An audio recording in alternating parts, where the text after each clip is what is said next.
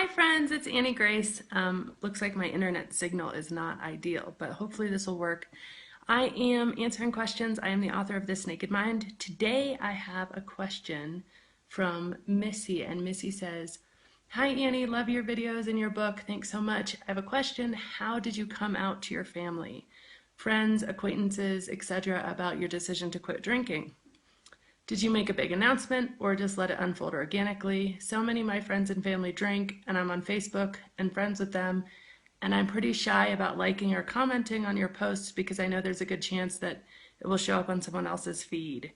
Honestly, I don't know what I'm so afraid of, and yet." So this is a really good question. And we've just spent the last 2 hours at a very cold outdoor soccer game.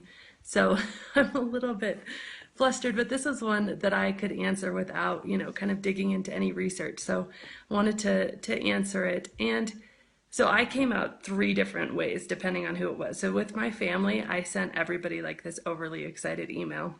And the shock factor is totally enjoyable for me, and I may be unique in that, but the fact that I had been such a heavy drinker for so long, sending an email like that was, I should find the email and post it because it was just hilarious. And it was like, "I'm never drinking again, and that's my decision." Like, it was just hilarious and over the top and way overly excited.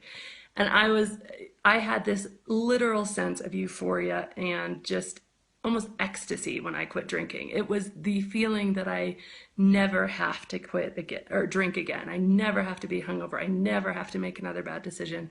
I never have to worry about what I said the night before.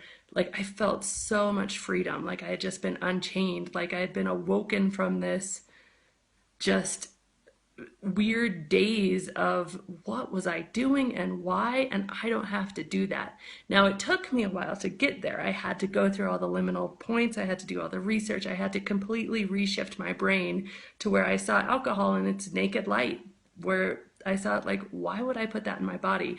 So the feeling for me, it was just completely euphoric. So I sent this overly excited email to my family, and just to my family because and it might have been like two of my closest friends. And that was mainly because I didn't feel like I owed them any explanation and they'd be happy for me so they wouldn't feel judged.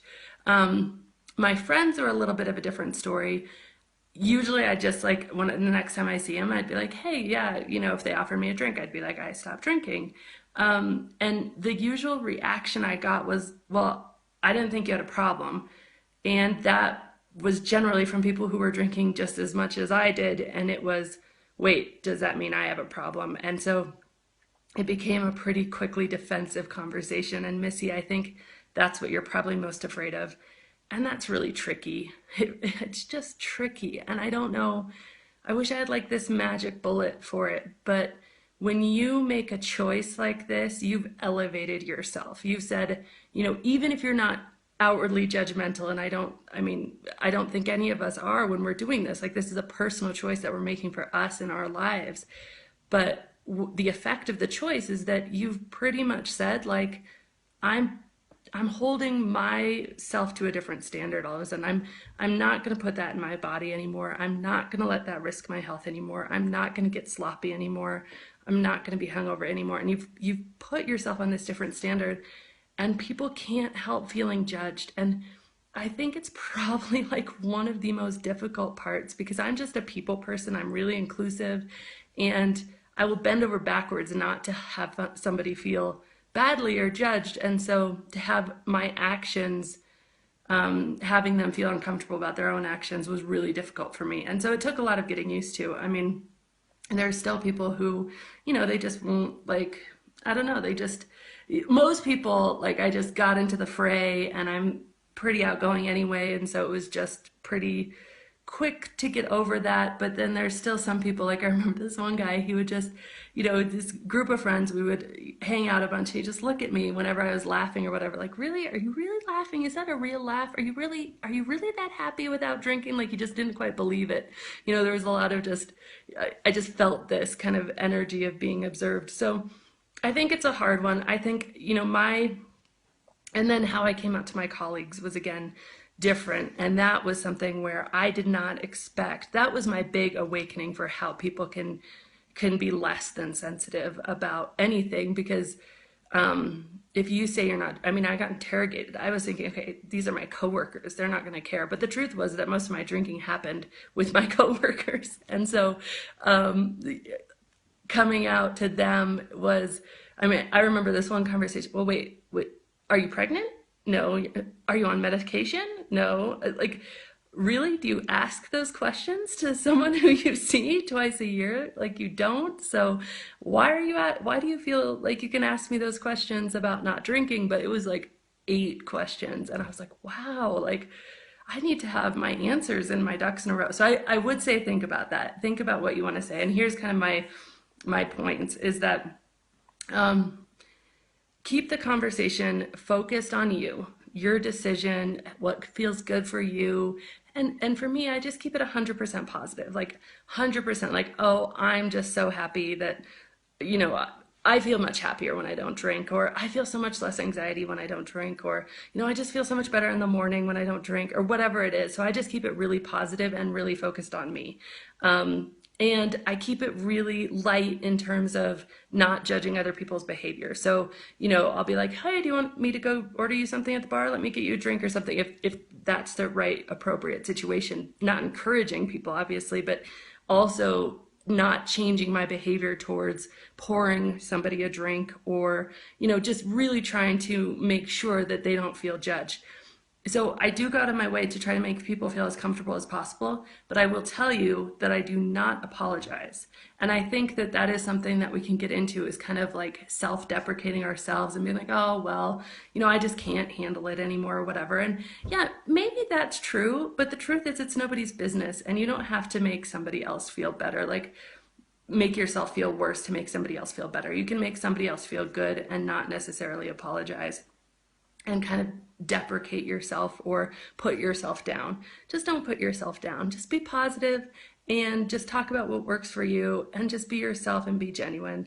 And I think that, you know, determine kind of in advance how much conversation you want to have about it. Like, you don't have to explain to people. You can just say you're not drinking right now. You don't have to necessarily make a big announcement. Now, one of the big benefits about making an announcement to your closest and dearest, like my email to everybody, is it's a huge positive force of peer pressure. So if you ever do feel like that, you just remember, well, I just told the whole world, you know, and then you have to think more before your decision. And the key to this naked mind is thinking more before your decisions. It's thinking through, do I really want this? What's it going to do for me? Is it going to be a good idea? And bringing conscious prefrontal cortex thought back into your decisions around drinking. So by having that positive peer pressure, that stops you. It stops you from just picking up a bottle without thinking of it, because you know all these other people know. But I would, again, only necessarily do that with the people closest to you, who you really love and trust and who love you. But in terms of strangers or acquaintances, and Facebook is a place of strangers and acquaintances. So I don't think you necessarily have to, you know, definitely don't feel like you have to like or share anything, and feel like you can be what they call a lurker for, you know, as long as you want. You don't have to make this your cause just because it's something that you've done in your life. It can stay right there with this quiet peace about that. And I think that's really good. And don't feel like you have to explain. Only explain to somebody who really truly wants to know and isn't looking for a way to judge you or a way to, you know, evaluate you or whatever. And there's lots of good ways to kind of say no to a drink when you're in that situation. My favorite way, and I'll only share one today, but my favorite way is by saying yes. So, would you like a drink? Yes, I'd love a Diet Coke. Would you like a drink? Yes, I'm so thirsty. I'd love some water. I'm really dehydrated. You know, so say yes instead of no to something that's non-alcoholic, and pretty much people won't bug you on that. Or say yes by already having something in your hand so nobody asks you anyway. That's another favorite of mine. But anyway, great question. And I think, you know, just good for you, and have a great day. Thanks. This has been Annie Grace with This Naked Mind podcast. Thank you so much for listening. You can learn more at thisnakedmind.com. And please remember to rate, review, and subscribe, as it really helps us spread the word.